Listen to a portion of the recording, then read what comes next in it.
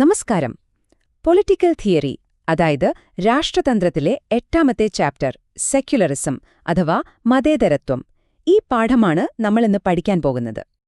പരീക്ഷയ്ക്ക് ഇനി ഒരാഴ്ചയുള്ളൂ അല്ലേ? ടെൻഷൻ വേണ്ട, നമുക്ക് ഏറ്റവും പ്രധാനപ്പെട്ട കാര്യങ്ങൾ ഫോക്കസ് ചെയ്ത് പഠിക്കാം. അപ്പോ ഈ ചാപ്റ്റർ എന്തിനാണ് ഇത്ര ഇമ്പോർട്ടന്റ് എന്ന് ആദ്യം തന്നെ പറയാം.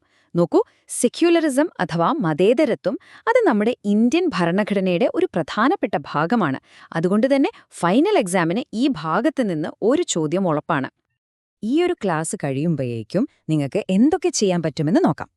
ഒന്നാമതായി, മതേതരത്വം എന്താണെന്ന് കൃത്യമായിട്ട് പറയാൻ പറ്റും. പിന്നെ ഇന്ത്യൻ മോഡലും വെസ്റ്റേൺ മോഡലും തമ്മിൽ താരതമ്യം ചെയ്യാൻ പഠിക്കും. അതൊരു ഷുവർ ക്വസ്റ്റ്യൻ ആണ്.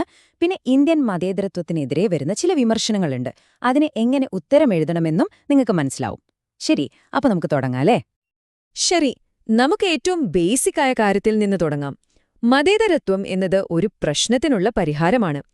അപ്പോൾ ആ പരിഹാരം പഠിക്കുന്നതിന് മുമ്പ് എന്താണ് ആ പ്രശ്നമെന്ന് നമ്മൾ അറിയണമല്ലോ. ആ പ്രശ്നമാണ് ആധിപത്യം. ഇംഗ്ലീഷിൽ നമ്മൾ ഡോമിനേഷൻ എന്ന് പറയും. ഈ ഡോമിനേഷൻ, അതായത് ആധിപത്യം, അത് രണ്ട് തരത്തിലുണ്ട്. നമുക്ക് ആദ്യത്തേത് നോക്കാം. അതാണ് അന്തർമത ആധിപത്യം അല്ലെങ്കിൽ ഇന്റർ റിലീജിയസ് ഡോമിനേഷൻ. ഈ ഇന്റർ എന്ന വാക്കിന്റെ അർത്ഥം ഇടയിൽ എന്നാണ്, അതായത് മതങ്ങൾക്കിടയിൽ. സിംപിളായി പറഞ്ഞാൽ, ഒരു മതവിഭാഗം മറ്റൊരു മതവിഭാഗത്തിനു മുകളിൽ ആധിപത്യം സ്ഥാപിക്കാൻ ശ്രമിക്കുന്നു. നമ്മുടെ ടെക്സ്റ്റ് ബുക്കിൽ ഇതിന് കുറച്ച് ഉദാഹരണങ്ങൾ കൊടുത്തിട്ടുണ്ട്.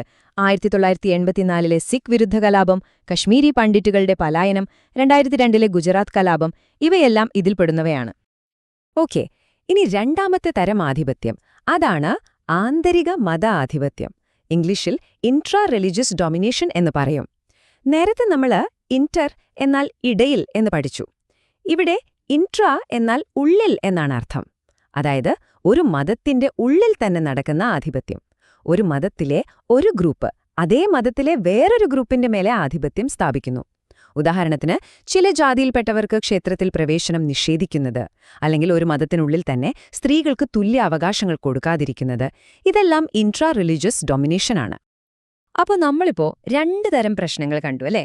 മതങ്ങൾ തമ്മിലുള്ള ആധിപത്യവും പിന്നെ ഒരു മതത്തിന്റെ ഉള്ളിൽ തന്നെയുള്ള ആധിപത്യവും. ഈ രണ്ട് പ്രശ്നങ്ങളെയും ഒരുമിച്ച് നേരിടാനുള്ള ഒരു രാഷ്ട്രീയപരമായ ഐഡിയയാണ് മതേതര രാഷ്ട്രം അഥവാ സെക്യുലർ സ്റ്റേറ്റ്. അപ്പോ എന്താണ് ഈ മതേതരത്വത്തിന്റെ ലക്ഷ്യം?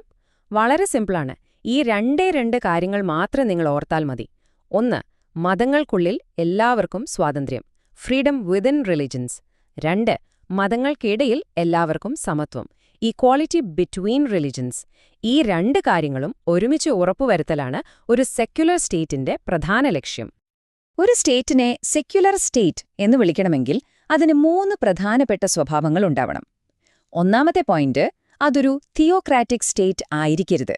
അതായത് മതപുരോഹിതന്മാരോ മതമേലധ്യക്ഷന്മാരോ അല്ല രാജ്യം ഭരിക്കേണ്ടത്. രണ്ടാമത്തെ കാര്യം, സ്റ്റേറ്റിന് ഏതെങ്കിലും ഒരു മതവുമായിട്ട് ഒരു ഒഫീഷ്യൽ ബന്ധം പാടില്ല. സ്റ്റേറ്റ് വേറെ, മതം വേറെ.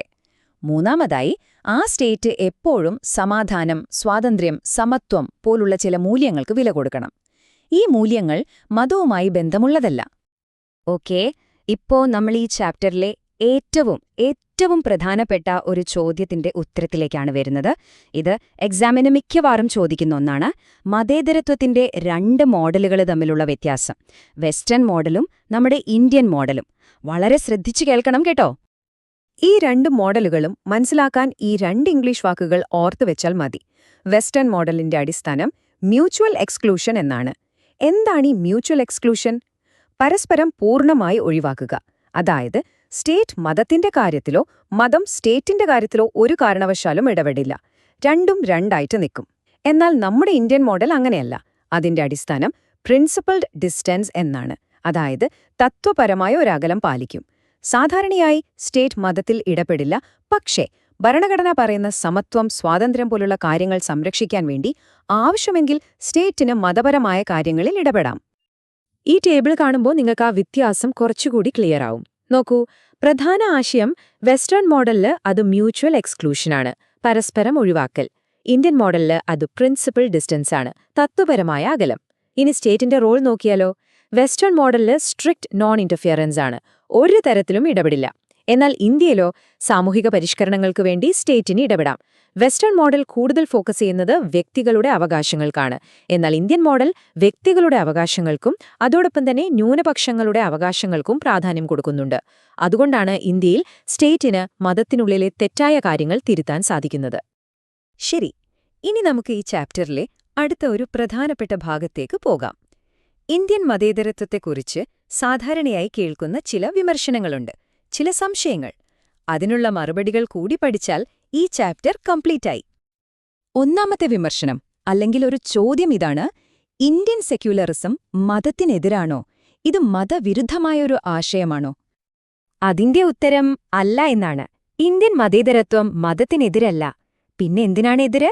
നമ്മളെ തുടക്കത്തിൽ പഠിച്ചല്ലോ, മതപരമായ ആധിപത്യത്തിന്, അതായത് റിലീജിയസ് ഡോമിനേഷനാണ് എതിര്. യഥാർത്ഥത്തിൽ സെക്യുലറിസം ചെയ്യുന്നത് എല്ലാവരുടെയും മതസ്വാതന്ത്ര്യം സംരക്ഷിക്കുകയാണ്.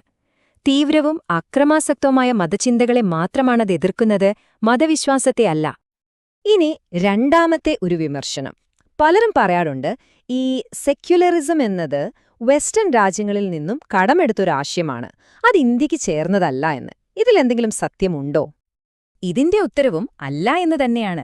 കാരണം ഇന്ത്യൻ മതേതരത്വം ഇന്ത്യയുടെ സാഹചര്യങ്ങൾക്കനുസരിച്ച് ഇവിടെ തന്നെ രൂപം കൊണ്ട ഒന്നാണ്. നമ്മുടെ നാട്ടിൽ ഒരുപാട് മതങ്ങളുണ്ട്. ഈ വൈവിധ്യം ഉൾക്കൊള്ളാൻ വേണ്ടിയാണ് നമ്മൾ നമ്മുടെ മോഡലുണ്ടാക്കിയത്. ഓർക്കുന്നില്ലേ? നമ്മുടെ ആശയം വെസ്റ്റേൺ മോഡലായ മ്യൂച്വൽ എക്സ്ക്ലൂഷൻ അല്ല, നമ്മുടെ സ്വന്തം മോഡലായ പ്രിൻസിപ്പൽ ഡിസ്റ്റൻസ് ആണ്. അതുതന്നെ ഏറ്റവും വലിയ തെളിവാണ്. അടുത്തത് മൂന്നാമത്തെ വിമർശനം. ഇത് വളരെ പ്രധാനപ്പെട്ട ഒന്നാണ്. ഇന്ത്യൻ സെക്യുലറിസം ന്യൂനപക്ഷങ്ങളെ പ്രീണിപ്പിക്കുകയാണോ, അതായത് മൈനോറിറ്റിസമിനെ പ്രോത്സാഹിപ്പിക്കുന്നുണ്ടോ എന്നൊരു ചോദ്യം വരാറുണ്ട്. ഇതിനും നമ്മുടെ ടെക്സ്റ്റ് ബുക്ക് വ്യക്തമായ മറുപടി തരുന്നുണ്ട്. ഉത്തരം അല്ല എന്നാണ്. ന്യൂനപക്ഷങ്ങൾക്ക് കൊടുക്കുന്ന അവകാശങ്ങൾ സ്പെഷ്യൽ പ്രിവിലേജുകൾ അഥവാ പ്രത്യേക ആനുകൂല്യങ്ങൾ അല്ല.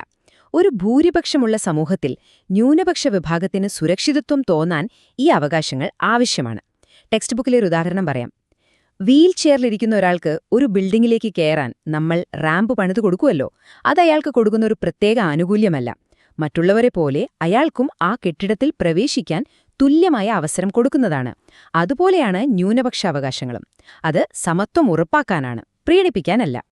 ശരി, അപ്പൊ നമ്മള് ഈ ചാപ്റ്ററിലെ പ്രധാന ആശയങ്ങളെല്ലാം പഠിച്ചു കഴിഞ്ഞു. ഇനി എക്സാമിനു വേണ്ടി മാത്രം ഓർമ്മയിൽ വെക്കേണ്ട ഏറ്റവും പ്രധാനപ്പെട്ട പോയിന്റ്സ് ഏതൊക്കെയാണെന്ന് നമുക്ക് ഒന്നുകൂടി നോക്കാം.